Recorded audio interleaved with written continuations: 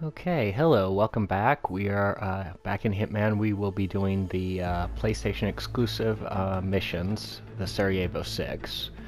And I will be discussing the philosophy or the morality and ethics of killing and of deaths and those sort of things while we do it. But let's get the briefing.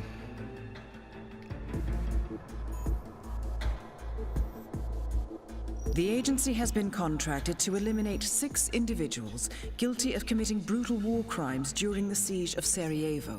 As private military contractors for the Cicada Corporation, they are linked with mass killings of civilians, particularly the massacres at Markel and the extended sniper campaign.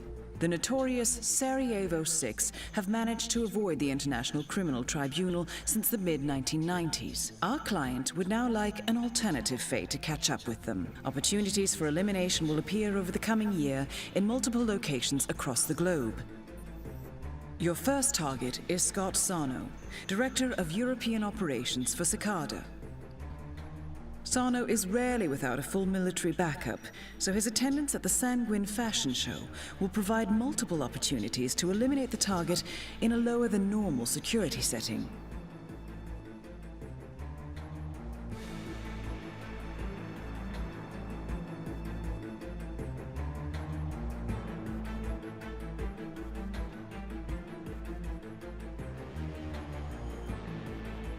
Our client will provide full intelligence on the first target, March 11th. The agency will notify you as soon as the exact location of the remaining targets is ascertained. These targets are lethal, observant, and highly trained, but nothing you can't handle. Good luck, 47.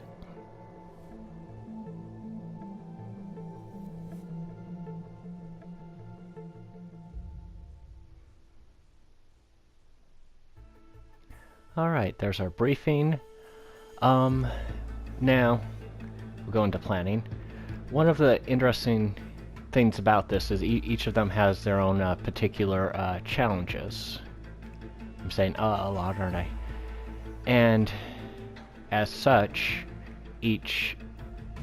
there are different ways to do it. Now, so I've done all these missions, but not always as smoothly as I think they could be done. As such, I am going to be attempting to do these a lot more smoothly.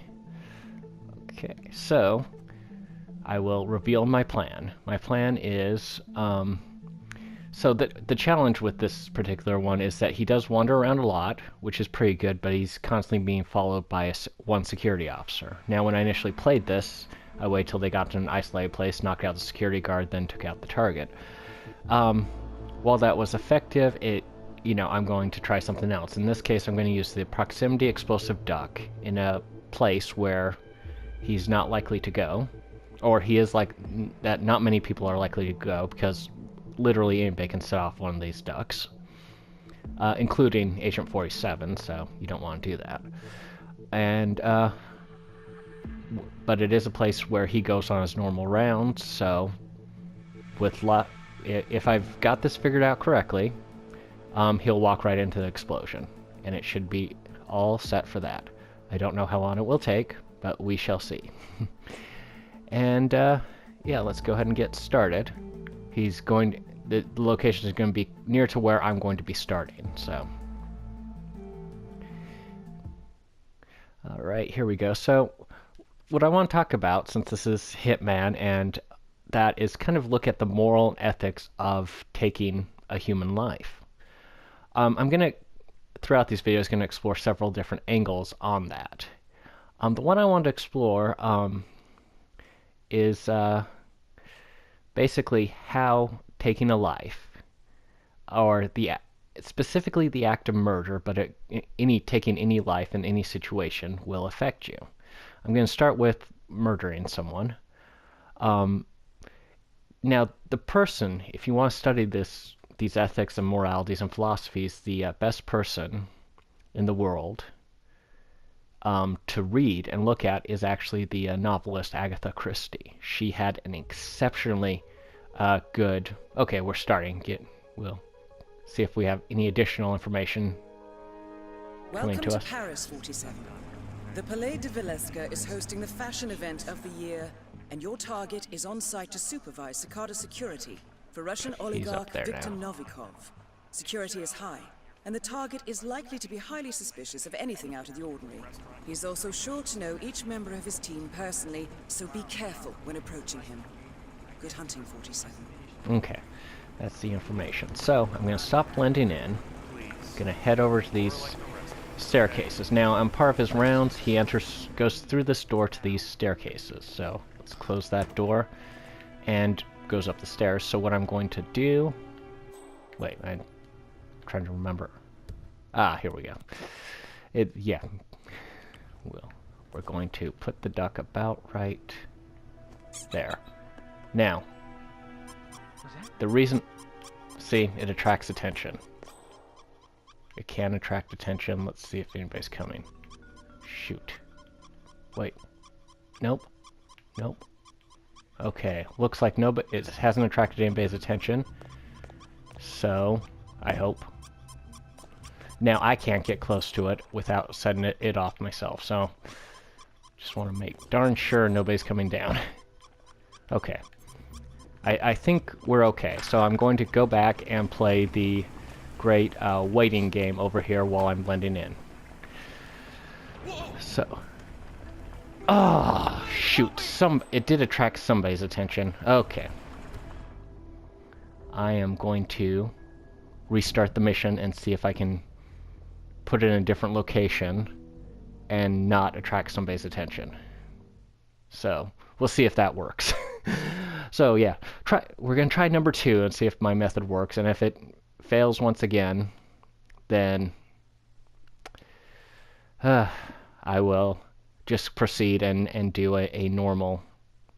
I'll wait until he's pretty much isolated and do a normal hit on him. But getting back, the person you need to read about the moral and ethics of this sort of thing is Paris, 47.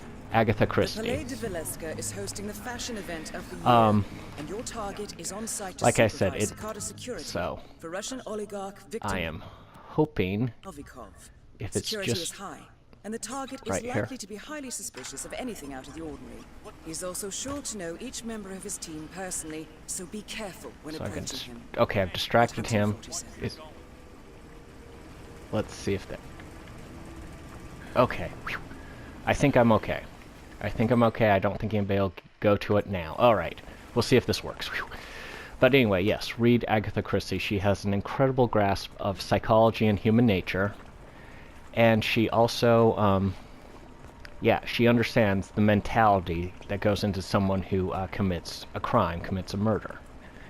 And one of the things that she notes in several of her novels is this, how to describe it, the way that morality is affected when you commit a murder, when you kill somebody. Even if you truly believe it's justified, your approach and your views and beliefs about he's up there now, about killing people are very much affected by this. And so once you and what it boils down to, take out all the psychology and the philosophy, what it boils down to is once you have murdered a single person, you are considerably more likely to commit murder again. And sometimes with considerably less provocation. If you feel at any point that you're just that you have been threatened, or a conceivable threat, then you will commit the murder again. There's a Nero Wolfe novel. Ooh, my brain just went dead on what it's called. Written by Rex Stout. It's Murder by the Book. Yeah, that's the one, where you actually have a document written by the murderer where he describes his mental attitude after having committed the first murder, excuse me, and he is contemplating or thinking about the second murder. And it's boils down to like a few bullet points is what he boils it down to. That first one is the most interesting. I am a moral person. Now, the interesting thing about human psychology, all of us tend to give ourselves the benefit of the doubt. We can be critical at times, but in most cases, most of the things we do, we give ourselves the benefit of the doubt. We ask ourselves, we say, well, this is a good thing. This, I'm a good person, essentially, is what our default state is, regardless of what we have done. So yeah, it's not surprising that his first bullet point is, I'm a good, moral person, as a good example of morality. Now, if I can't justify killing this second person, then I probably wasn't justified in killing the first person. So it's morally likely that it is a good thing to kill this person. And in that case, the general view of murder is wrong. It is perfectly okay to kill someone. It's actually blasphemy to think of murder as an unjustifiable thing.